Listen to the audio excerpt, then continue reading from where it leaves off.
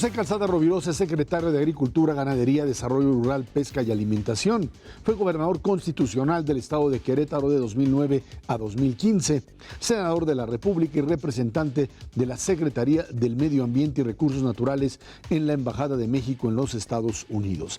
Además fue delegado federal de la Secretaría del Trabajo, administrador central de Planeación Aduanera en la Secretaría de Hacienda y administrador de aduanas en Tijuana, Baja California y en Ciudad Juárez, Chihuahua. Es licenciado en Administración de Empresas por la Universidad del Nuevo Mundo, maestro en Administración por la Universidad Estatal del Estado de Nuevo México, allá en los Estados Unidos. José Calzada Rovirosa, muchas gracias por estar aquí en Línea Directa. José Calzada, ¿cómo llegas al mundo de la política? ¿De dónde llegas? Tu formación como tal en el estado de Querétaro está ligada, por supuesto, a toda una historia de pertenencia al estado, pero también de intereses propios en tu familia. ¿Cómo no, Hernán? Pues primero, muchas gracias por esta invitación. Pues es un proceso, a veces pasan cosas no planeadas. A veces la coyuntura de la vida te lleva y tomas decisiones. Yo de joven, la verdad es que nunca pensé dedicarme a la política, de joven niño. Fue hasta por ahí de los 18, 19, 20 años que empezó un poquito la vena de trabajar en la función pública. Fundamentalmente o más cuando después de casarme nos fuimos a estudiar una maestría, mi esposa y yo, Sandra, mi esposa. Y regresando empecé a trabajar en Cedesol, en el Consejo Consultivo de Solidaridad. Y ahí, digamos, la posición que yo tenía era muy modesta. Era investigador, me dedicaba a leer libros que tenían que ver con la función social. Y tenía mucho que ir a algunas colonias que en aquel entonces estaban naciendo, se estaban desarrollando, como es el caso de Chalco, etcétera. Y pues esa fue mi vena política, esa fue mi primera incursión en la política y de ahí seguí mi carrera. Pero la verdad de las cosas es que de joven, niño, no te creas, nunca, digamos, no era mi objetivo el trabajar en la vida pública. Cuando entra uno en la vida pública, esto implica necesariamente cierto tipo de conexión o de vinculación directamente con toda una clase política a la que a veces uno no conoce y de repente uno tiene que comenzar a moldarse. Sí. ¿Cómo entraste en este mundo? Eso es un proceso que a veces ni cuenta te das, pero vas conociendo a la gente, conoces una generación que finalmente llega a gobernar. El otro día platicaba, yo era gobernador de Querétaro y platicaba con una persona y entonces yo le dije, oye, yo te conocí cuando tú eras consejero del Consejo Consultivo de Solidaridad, que pues, para mí era un órgano muy importante en aquel entonces. Y me dijo, oye, pues yo no me acuerdo de ti. Bueno, pues sí, yo trabajaba ahí modestamente. Tú eras consejero, le dije. Y me dijo, ¿y tú en aquel entonces qué hacías? Y yo le dije, yo te abrí la puerta para que entraras. Es decir, vas picando piedra, vas abriendo camino, vas conociendo gente, vas subiendo peldaños. Si realmente te gusta, pues te vas animando, te vas destacando. En fin, es mucho tu vocación y tu disciplina personal. Este proceso que te lleva a la candidatura al gobierno de Querétaro, es algo, decías tú, pues a veces impensables decían, no, que el PRI recupere Querétaro está imposible, y menos con la figura de José Calzada. Sí, se ve en chino. ¿Y cómo fue? Pues fíjate, yo regreso a Querétaro después de andar por muchos lugares. Finalmente me fui a trabajar a Washington, de 95 a 97, junto con mi familia. Allí mi jefe fue Jesús Silva Herzog, un tipazo, un gran amigo, un gran mexicano. Y regresamos, y yo quería regresar a mi estado, pero no encontraba yo la forma de regresar. Y un día me ofrecen ser delegado federal del trabajo en Querétaro. Y bueno, pues para mí fue abrirme la puerta a regresar a mi tierra. Eso fue en el año 2000. Y después, en el año 2006, fui candidato a senador. Llegué en la segunda posición y el partido que me ganó, que metió 2 senadores, me ganó por el doble de los votos. Eso fue en 2006. Después, para 2009, que hubieron candidatos en 2008, pues yo me animé a la candidatura, pero en aquel entonces mi partido valía 16 puntos y el PAN valía 50. Esa era la diferencia. Por eso decían, pues es imposible ganar. En fin, hicimos algo bien interesante, muy auténtico, y logramos crecer pues, muchísimos puntos, 30 puntos, hasta ganar el gobierno del Estado de Querétaro. Y tuvo que ver con un estado de ánimo, tuvo que ver con una buena campaña, en fin, algo muy interesante.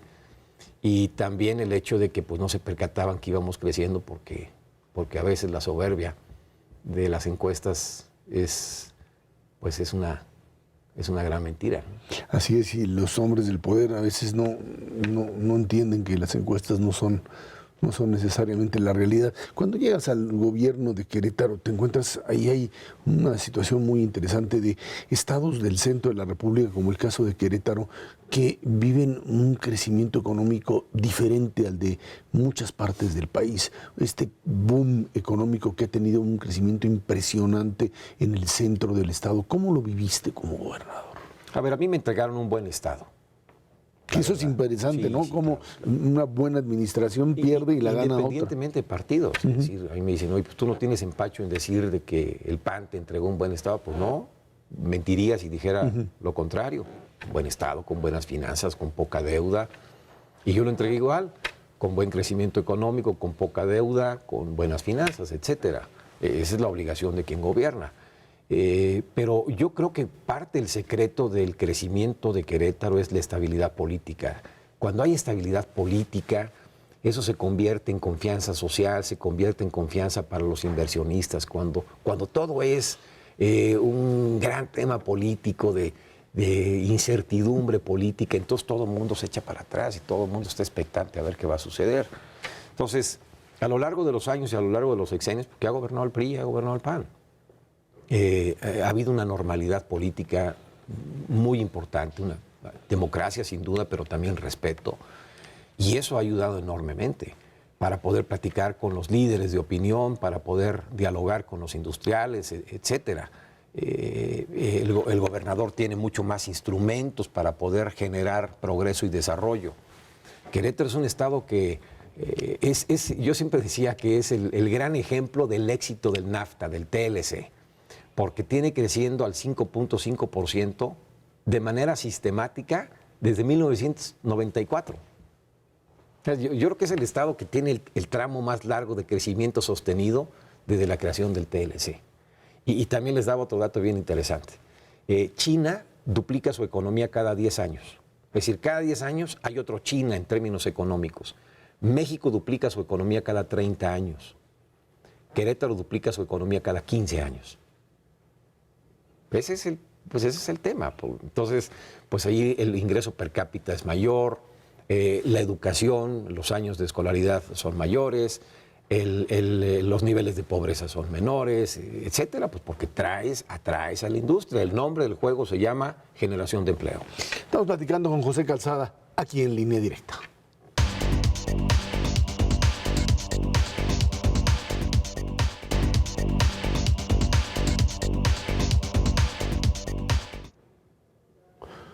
José Calzada, decíamos Querétaro, un estado beneficiado sin duda alguna por el Tratado de Libre Comercio, pero un estado que además se transformó en su propia estructura productiva, creando cosas que uno ni siquiera se hubiese imaginado, ¿no?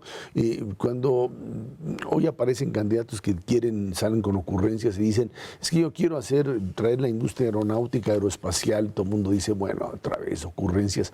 Pero Querétaro sí lo hizo. Sí, o sea, hay estados que tienen ciertas vocaciones naturales, por su espacio geográfico, por su territorio, por su ubicación, etcétera. Pero algo muy interesante sucedió en Querétaro. Los gobernadores de los años 70 pasaron de un estado agrícola a un estado agroindustrial. Entonces llegó Nestlé, llegó Kellogg's, etcétera. Los gobernadores de los años 80 promovieron el inicio de la industria automotriz. Y entonces pues se consolidó Tremec y llegaron muchas otras empresas de manufactura automotriz. Hoy Querétaro provee cerca del 17% de las autopartes del país. O sea, es enorme lo que tiene de proveeduría. Después los gobernadores de los años 90, 2000 empezaron a generar la industria aeronáutica. La primera empresa aeronáutica llegó a Querétaro hace 36 años más o menos. Pero era una empresa española que reparaba turbinas, era lo único que teníamos. Y en todo este tramo también la consolidación del sector turístico, que para mi estado es un pilar fundamental, es muy importante el ingreso por concepto turístico. Entonces, el secreto de la economía de Querétaro es que la mesa tiene muchas patas que la sostienen. Y si se cae la proveeduría automotriz, digamos, con respecto a Estados Unidos, entonces te sostiene la parte turística, o te sostiene la parte aeronáutica, o te sostiene la parte agroindustrial. Entonces tienes un muy buen balance, no están todos los huevos en una sola canasta. El ejemplo de la industria aeronáutica es muy importante porque, por ejemplo, en el año, si no me recuerdo, 2006, fue cuando Bombardier llega a Querétaro. Bombardier canadiense, llega a Querétaro no por una cuestión de simpatía con México o simpatía con Querétaro, llega por una cuestión de competencia global. La empresa Embraer de Brasil estaba compitiéndole fuertemente por un segmento del mercado de aviones medianos a Bombardier de Canadá, y si no hacía algo para reducir sus costos e incrementar su producción, pues esa empresa iba a quebrar, Bombardier. Entonces empieza a buscar en el mundo quién lo puede ayudar. Vean a China, muchos otros países, ven a México y ven a Querétaro. Entonces llega Bombardier a Querétaro muy competitivo, y yo siempre pongo el ejemplo de Bombardier como una empresa global regional, porque hoy en día muchos de los aviones, el 40% del valor del avión de Bombardier es de México, es de Querétaro. El otro 40% es de Estados Unidos, en Wichita, donde se llevan el avión a terminarlo y a que vuele. Y el 20%, que fundamentalmente es el apartado financiero, es de Canadá, es decir, es un avión de la región. Así es, a ver si así lo entienden por ahí. ¿Cómo después de que terminas con esta gestión pues bastante exitosa, brincas al gabinete del presidente Peña Nieto en la Secretaría de Agricultura? ¿Por qué a la Secretaría de Agricultura? Pues a ver, el señor presidente me invita a colaborar. Primero me invita a platicar y no me dice a dónde. Me dice, quiero hacerte una invitación, pero no hoy. Te quiero hacer una invitación en los próximos días. Entonces le dije, pues deme una pista para empezar a prepararme. Entonces me dice, platicamos después. Y la siguiente ocasión que platicamos, sí me dijo de agricultura, me dice, Querétaro es un ejemplo de cosas exitosas. Me gustaría que me ayudaras, que ayudaras a tu país para detonar ciertas regiones, ciertos productos, seguir incrementando las buenas cifras del campo mexicano, etcétera. Yo creo que el tema económico de Querétaro pues llamó la atención del señor presidente y me dio la oportunidad de trabajar en este sector. Yo creo que fundamentalmente es una cuestión de números. Cuando entras al sector agropecuario en general en México, te encuentras, creo, con la gran sorpresa de un crecimiento también impresionante en un área que había sido abandonada durante mucho tiempo o no se le tenía, digamos, el cuidado de generar las condiciones para un impulso importante, y hoy vemos que tenemos un crecimiento que es verdaderamente impresionante en muchas áreas. Inclusive, decir las cosas. O sea, a veces ahí están, pero si no las comunicamos, pues haz de cuenta que no estuvieran, que no existieran. Yo recuerdo el primer acuerdo que tuve con el señor presidente. Yo tomé posición el 27 de agosto, si no mal recuerdo, fue a finales de septiembre el primer acuerdo que tuve con él. Y entonces le llevé un documento en el cual le mostraba la balanza comercial de México y algunas cifras macros, ¿no?, de varios sectores. Y le dije, mire, señor presidente, hoy estamos vendiendo más productos agropecuarios, agroalimentarios. Hoy los ingresos de los productos agroalimentarios en el exterior superan los ingresos de México por concepto de petróleo, de turismo y de remesas. Entonces nos quedamos analizando esa información. Que es información que ahí estaba. O sea, yo no la hice, yo no la generé en 15 días. Ahí estaba. Pero la teníamos que comunicar, la teníamos que decir. Teníamos también que decir que el sector viene creciendo al 3.5% por año en los últimos 5 o 6 años, que es uno de los sectores más dinámicos de la economía. Lo tenemos que decir. Y no solamente lo bueno, también tenemos que comunicar aquellas cuestiones que representan retos. Pero un apartado muy importante es que hay mucha gente que lleva 3 generaciones trabajando la tierra mexicana y siempre son como malas noticias, siempre es cargarle la mano al sector. el hablar de lo bueno también es reconocerles a ellos, más que al gobierno. Los gobiernos somos temporales, los gobiernos duramos un tiempo y nos vamos.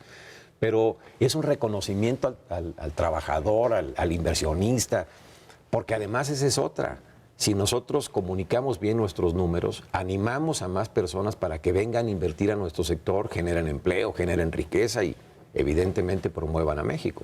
Ahora, en este sentido, ¿cómo ves a este sector agrícola en el país agropecuario en las distintas fases? Aquellos que tienen una capacidad impresionante de crecimiento, de impulso, y la otra que está todavía rezagada. Sí, es decir, tenemos dos grandes esferas del campo mexicano, la altamente productiva, competitiva y exportadora, y la segunda esfera tiene que ver con zonas rurales marginadas históricamente, con poco acceso a comunicaciones, con infraestructura precaria, con, digamos, tierra muy modesta en cuanto a la pertenencia de la propiedad de la tierra.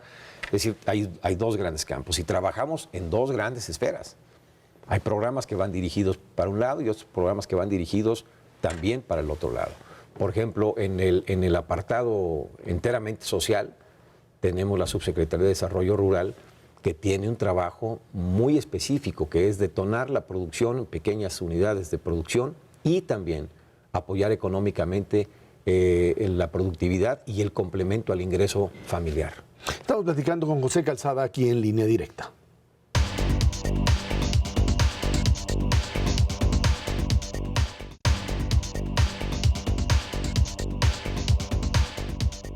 José Calzada, decíamos, niveles de desarrollo dentro del campo mexicano nos llevan, por supuesto, a esta idea, por un lado, de un campo de exportación y ahorita entramos en los desafíos de lo que podría ser pues esta revisión del Tratado de Libre Comercio, pero también, por otro lado, de un campo mexicano que en determinadas áreas y con determinados productos nos hemos vuelto famosos, el famoso tema tanto del aguacate como del limón. Sí, sí.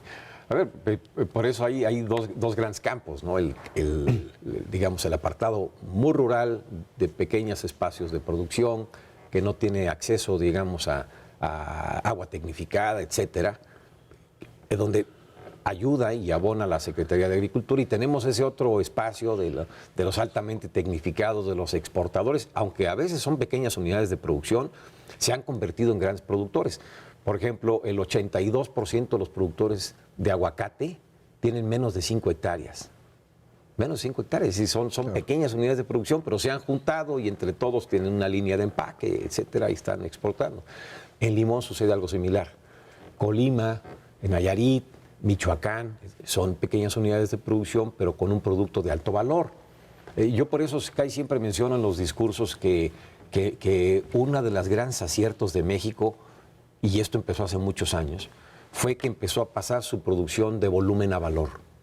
Antes la producción, decían cuántas toneladas se produjeron en Querétaro, en Guanajuato.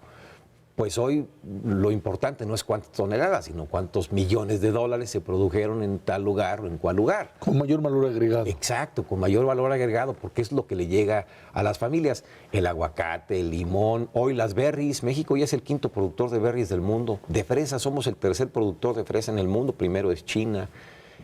Coco ahorita es la locura. Es la locura mundial. Digamos, por hectárea más o menos se producen 16,000 cocos. Más o menos, es lo que se logra de las palmeras. Un coco a pie de palmera vale 6 pesos, pero un coco industrializado, para hacer crema, agua, etcétera, le puede sacar 30 pesos por coco. Pues nada más hay que hacer la suma. Entonces, les da muy buen ingreso a las personas que se dedican a tal actividad. Y eso es precisamente hacia donde se dirige hoy el campo mexicano, y es gran parte del trabajo que tenemos en la Secretaría, orientar a las personas a producir valor más que volumen, y así ser más competitivos hacia el exterior. Ahora, este intento de renegociación del Tratado de Libre Comercio con los Estados Unidos, en el tema agropecuario, parecería ser que ahí es la parte en donde pues, prácticamente México dice, aquí no hay donde moverle. Pues a ver, la verdad es que hemos generado un equilibrio bastante interesante con los Estados Unidos. Por cierto, ayer hablé con el secretario de agricultura de los Estados Unidos, Sony Perdue. Es la primera conversión que tenemos. La verdad es que fue en los mejores términos, fue muy buena comunicación. Pero hemos generado equilibrios y hoy somos complementarios. Sí, en efecto, les compramos mucho maíz amarillo. México produce maíz blanco, que es el que consumimos con tortillas, etcétera. Les compramos mucho maíz amarillo, pero ese maíz amarillo lo utilizamos para engordar ganado y después les exportamos carne. Es decir, es una complementación, finalmente es un círculo de valor. Les importamos otro tipo de cosas, aquí las procesamos, luego se las exportamos, pero hoy la balanza comercial es muy favorable hacia México. El año pasado les vendimos 24,000 millones de dólares y les compramos 18,000 millones de dólares. Es decir, tenemos un superávit de 6,000 millones de dólares, que es una cifra nada despreciable. Hace 20 años no teníamos esta cifra de superávit. Entonces, siempre en esta relación tan compleja, tan difícil, por tantos productos que estamos comerciando, pues siempre hay detalles. Por ejemplo, tenemos detalles, queremos exportar aguacate de Jalisco, queremos exportar carne de cerdo, cosas que no se han solucionado completamente. Y ellos también tienen temas, ellos quieren exportarnos más papas, etcétera. Pero son pequeños detalles en una gran sombrilla que nos cubre que se llama TLC. El secreto es no quitar esa gran sombrilla. Por eso yo, a veces que tengo algunas pláticas o entrevistas con compañeros de los medios, les digo, no hay un tema preponderante, hay detalles abajo, sin duda, que siempre tenemos que estar viendo y arreglando, pero esta gran sombrilla cubre y le da certeza, le da certidumbre a los productores mexicanos y a los productores de los Estados Unidos. Parecería ser que del lado norteamericano, en esta área, quizá en otra época sería la de las grandes resistencias, hoy es la del la gran fortaleza, apoyo, ¿no? Inclusive se decía hace un par de días, quizás 2 semanas, que cuando estaba el tema del TLC, de que si seguía, etcétera, fue el sector agroalimentario el que dio un paso para adelante y dijo en Estados Unidos, oye, a ver, esto nos va a afectar a nosotros, particularmente los estados del centro de los Estados Unidos, que son los grandes productores de granos, Kansas, Missouri, etcétera. Y le pidieron al presidente de aquel país que fuéramos con cuidado porque hay una relación de conveniencia mutua, no es que México gane más, sí vendemos más en efecto hoy, pero 20 años no lo hicimos así. Y a todos conviene, a todos ayuda. Pero además, Ezra, el tema de alimentos es un tema delicado. Es decir, tú puedes conseguir a alguien que te venda tornillos de un lugar u otro, y no importa si es de China o de México, etcétera. Pero comida sí es muy delicado. Nosotros le vendemos a Estados Unidos 1,500 millones de pesos de comida diarios, entre aguacate y tortillas y tequila y cerveza, etcétera, pero diarios. Imagínate nada más la cantidad de trailers que entran a los Estados Unidos diario, que abastecen los supermercados del sur y del centro de los Estados Unidos. Es increíble. Es increíble. Entonces, tratar de cambiar las cosas en un apartado... Sería absurdo. Sería inconveniente. La Secretaría de Agricultura no es una secretaría que tiene mucha proyección política, pero el nombre de José Calzada, ahí está, dicen, para la grande. ¿Qué dice José Calzada? No, a ver, la verdad es que también es una pregunta que me hacen frecuentemente. La verdad es que no. Y no tengo tampoco mayor interés en alguna otra cuestión más que terminar bien mi gestión. Pero ahí está la gestión, sin duda, con mucho éxito. Sí, José Calzada, muchas gracias por estar como siempre, gracias, muy amable. Fue José Calzada Rovirosa, aquí en Línea Directa.